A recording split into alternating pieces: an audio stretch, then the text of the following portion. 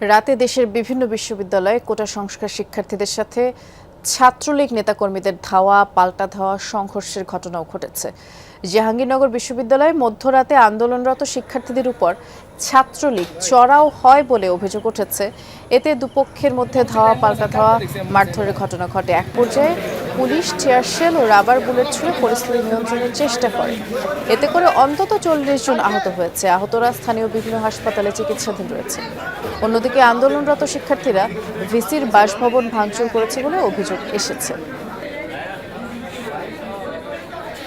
কুমিল্লা বিশ্ববিদ্যালয়ে আন্দোলনকারী এক শিক্ষার্থীর উপরে হামলার অভিযোগ উঠেছে ছাত্রলীগের নেতাকর্মীদের বিরুদ্ধে।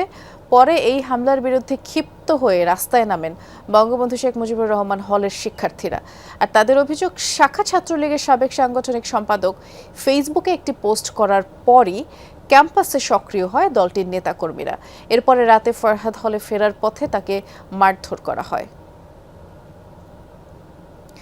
এর আগে সোমবার সন্ধ্যায় রাজশাহী বিশ্ববিদ্যালয়ের বিভিন্ন ছাত্র সংগঠনের নেতাকর্মীদের মারধরের অভিযোগ উঠেছে। বিশ্ববিদ্যালয়ের ছাত্রলীগ নেতাকর্মীদের বিরুদ্ধে ভুক্তভোগীদের অভিযোগ, বিকেলে কলাভবনের সামনে অবস্থান করছিল ক্রিয়াশীল ছাত্র সংগঠনের নেতাকর্মীরা।